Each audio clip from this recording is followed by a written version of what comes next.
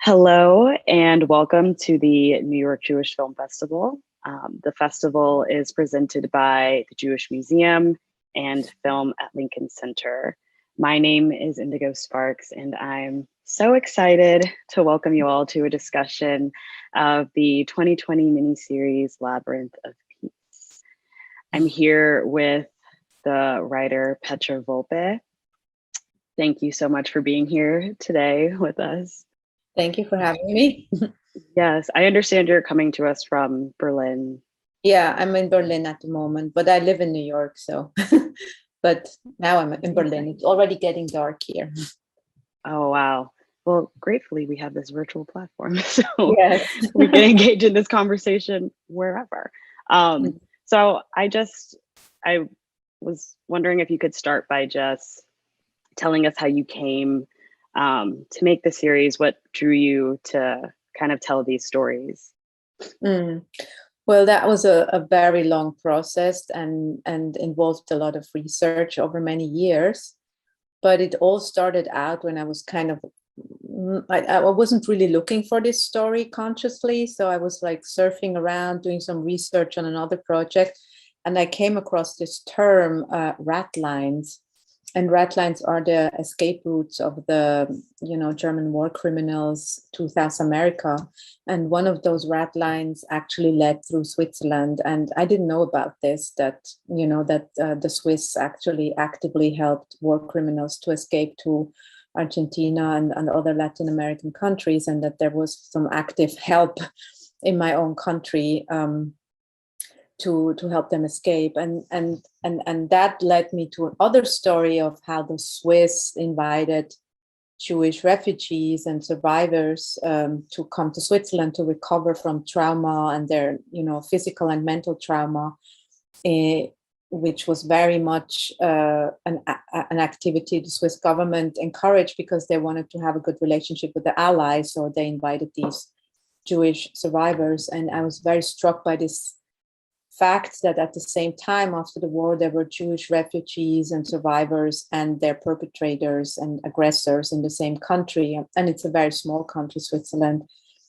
And so I took it from there and started to dig deeper and deeper into post-war Switzerland's post-war politics and activities.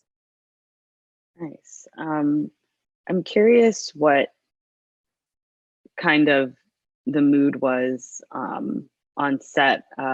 You're working with so many young adults and children on such a complicated and just entangled, very serious kind of subject matter. And so when you were kind of bringing together the cast for the show, I'm just curious kind of like what the overall mood was and direction was around bringing everyone together to tell these stories. Well, I didn't. I created and wrote the story and decided not to direct it. And me and producer, we chose a really fantastic director, Mike Scherer, who took on the whole show. And I just remember we talked a lot, especially about the young boys and how to tell their story, how to tell a story of such tremendous trauma. And we did a lot of research. Like we read everything we could read, and we tried to listen to a lot of interviews of survivors. So we tried to, do justice, if that's even possible. I mean, it's the magnitude of the injustice that they experience is so extreme. You can only attempt to tell a story that comes from the right place and with the right heart and attitude. And I think that process of trying to capture the trauma, but to not exploit their pain, and to find a way to show also how alive they were and how hungry for life they were. They weren't just traumatized children, they were also happy to be living. And all these many layers of experience, we tried to depict them. And I think this process we had as a director and writer, when we started to talk about these characters, I think he continued that with the young people on set also. And that's all I can say. I think he was very, very sensitive and very mindful in directing them. But Yeah. I think you would need to talk to him to know a bit more about how they actually worked on it. Yeah, thank you. I wasn't sure if you had spent any time. I just, on the set, I when I watched the show, I felt that sensibility that there was like a real so I guess it's a combination of both, coming from the actors and coming from the writing itself, right? That there was like a real intention behind every single moment and every single word that was kind of expressed, especially from these young boys, and their struggle to express their trauma. And so what came up time and time again is kind of this question of belonging, right? And longing in one way or another, but it's not always clear what the motivations are for each character. Does Clara actually have feelings for Herschel, or is she kind of being overwhelmed by her empathetic, nature? And I just was curious about, kind of like what you imagined, if those motivations were clear to you from the beginning, or if that was kind of a part of the labyrinth of like that process of writing and kind of discovering, what they were interested in. Yeah, I think that's an interesting question. I mean, the first thing I want to say is like the biggest sense of responsibility, the hardest thing to write was the story of the boys, the survivors. That really weighed on me, because I was like, do I even dare to tell their story? Because it's like, if I know a lot, I read a lot about the camps and the experiences there and Primo Levi and all of that. And if you know all these things and yet you can't really grasp, you can't even pretend to know what any of them went through. But I think it's important to try, and it's important to still tell their story, and it's important to tell them with as much sensibility as possible. And I hope we achieve that. And the other thing about motivation, I think people are not black and white, I think they're all driven by sometimes contradictory desires, and what they think and they are, and who they think they are, and who they think their moral values are, is not necessarily how they act. And I think this is very universal. And it's also the depiction of a young generation. All the three protagonists, the two brothers and the woman, they all think they will do everything different than their parent. They think they start with zero. They want to start with a clean slate. They want to do things differently. They have the best of intentions. But I think if you try to escape your past and if you don't face it, I don't think good intentions are enough. You need more work on yourself. You need more consciousness. And she's a good example. I think she's driven by wanting to be good, by wanting to be different, by, doing right, something that was wrong. But she's also just a young woman.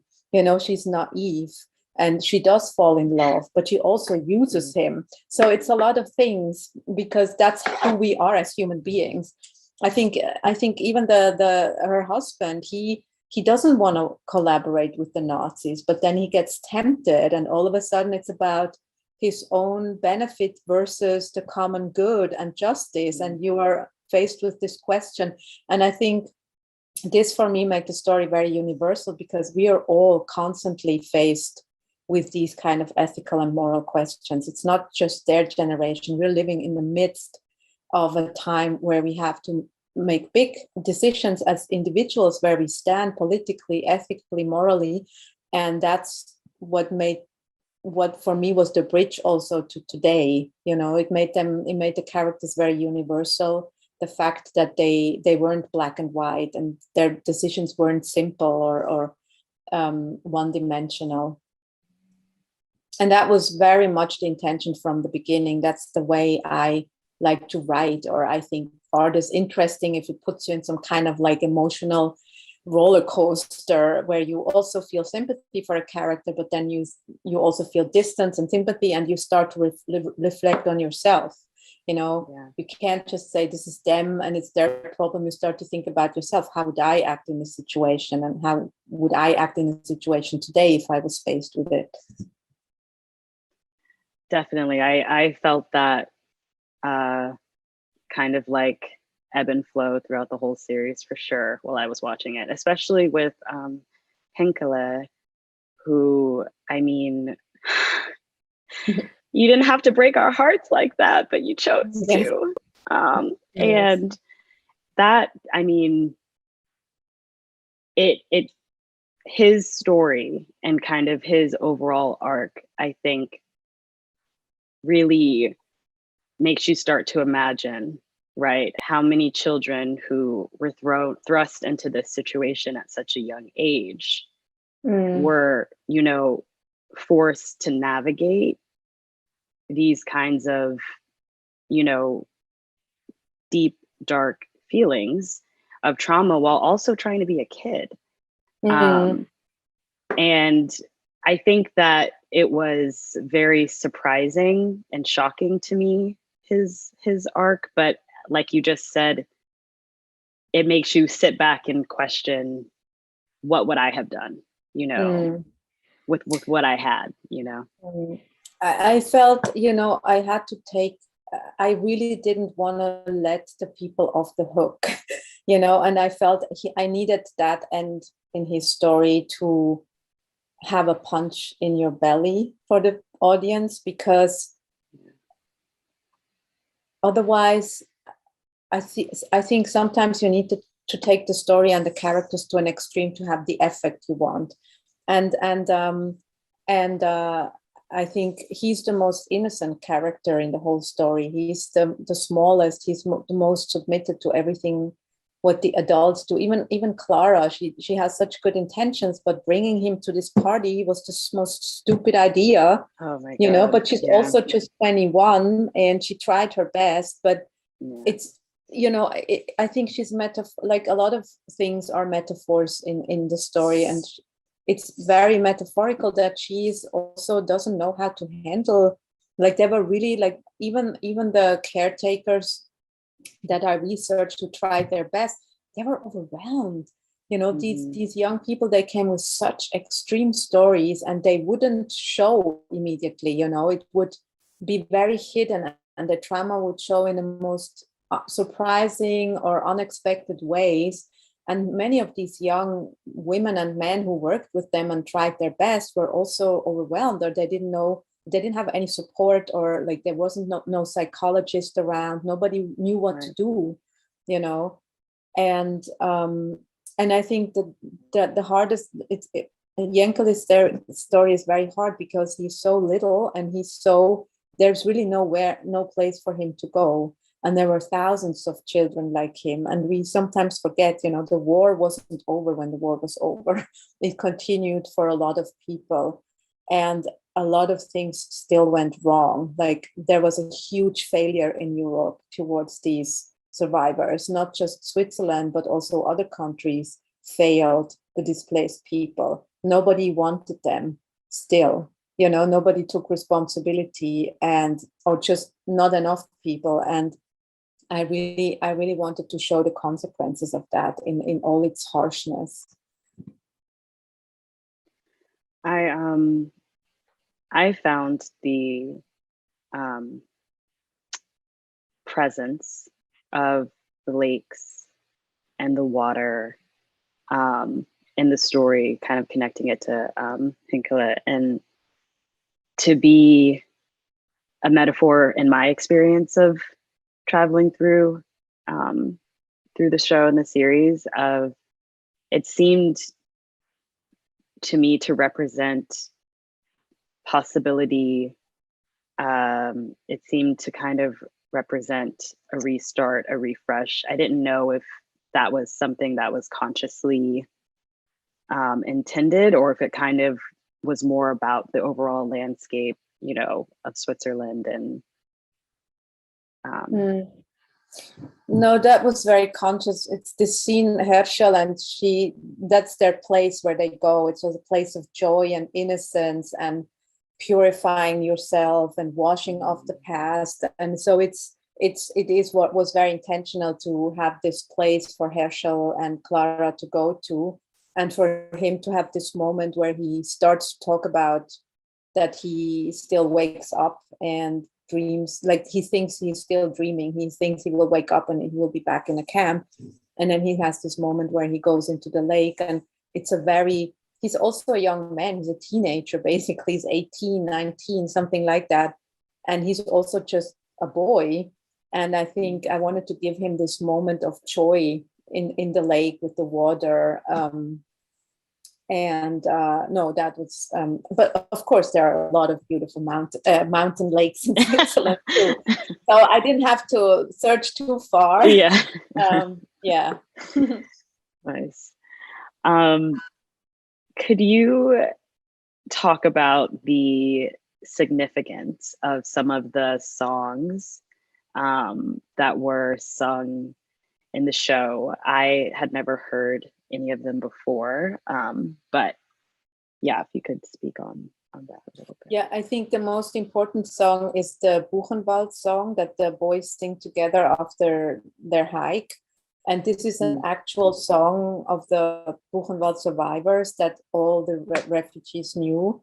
And I really wanted to have it in there because it's something, I think music was very important for survivors and people who had gone through this experience. And it was also something that unified them and gave them solace. But it's an extremely sad song, and it's a bit, the way I put it, the moment I put it, it's like these Swiss think, let's take these boys on a hike, it will do them some good. That's the naivete they had. He really thinks like the leader of the camp, this man, he thinks like, these boys just need to walk it off, and it's not because he's mean. I think he just nobody could fathom, what they went through. And then the counterpoint is that they sing this song and it starts to sink in for Clara, and also for the camp leader, that they come from a completely different world. The song has a very, very melancholic and heavy lyrics, and it gives them a hint of an idea what the boys went through. So it was very important for me to have this song. It's also a tribute, to people who survived this horror, and to let it live on. It's the whole show is about not forgetting the story. It's about, not letting the past sink into forgetness, or what's the word in English? Oblivion. I don't know. Yeah. So this song is part of it also. This is a very powerful moment. I think with kind of the overall conflict between the boys being Jewish and the conversation of religion coming up, of all of these different men coming to the home and trying to reach out to them and kind of persuade them, quote unquote, to their cause. When they find out that later on in the series, when they find out that they're being relocated to Palestine, the question of faith in God is introduced. And it was a moment that stood out to me. And to me, it kind of felt like, it's actually taken a little bit for us to get here. We haven't really heard them speak too much, the boys, meaning about their belief or what they're Jewish, but we haven't really heard them speak about like what God has done to kind of bring them to this situation. And so I just am curious as to the timing, of choosing to bring up that struggle of where is he now? Because I think sometimes when you watch films, like have a similar subject matter, it can kind of be one of the first things that comes up, but I'll stop talking and I'll let you. Yeah, I think, my research, I realized that it wasn't their top priority when they came to Switzerland. I mean, some of them wanted to celebrate Shabbat and, you know, have their rituals. And for some of them, it wasn't important, but it didn't take so much central stage in the beginning. And it became a big question when all these different directions of being Jewish, or like also political question, like of, you know, being like going to Israel or not and stuff like that. That's when it started to be, that's when it came up for them. Like they had to choose who to join. Some of them didn't want to join. What really struck me is that a lot of boys really loved that they were all together and there wasn't a difference. And they wanted it to stay this way. They were very sad when they were separated because they felt like we can all live together. We don't have to be separated. We can all live our own truth and own religion without having the separation. And they actually appreciated that. And it made a lot of them, like the big conflict came up when, you know, when these people came to the camp and wanted to draw them in this or this direction. And there were some, like Herschel, for example, he lost his faith, you know. It made him, the experience in the camp made him lose faith in God. And he's like, what kind of God can put us in such a situation? I don't believe in a God that's like this. Other boys were even more religious and really wanted to practice, you know, their belief. So I kind of took it from the research and went along. And I didn't want to make it a big thing from the beginning, because in the beginning, it's more about like, how can we have simple things work in this camp, which is depiction of the truth, is that the camp didn't have enough soap, they didn't have enough toothpaste, they weren't really ready for them. It was just a PR act de facto, which is very sad and shameful. The Swiss wanted to, you know, shine before the Allies and said, we're taking them in, we will take care of them. And when they actually arrived in the camps, there wasn't even enough food, you know.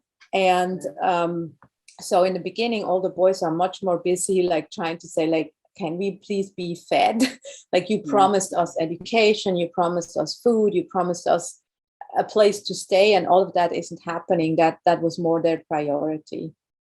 Yeah, that's the scene with the photo shoot. Yeah, that's also taken from reality. I didn't invent that. I mean, that's so awful. You can't even invent it as a screenwriter. Like reality, like my experience as a screenwriter is like, reality is always more crazy and more like there's so much to be found in reality, and some things you can't come up with, you know.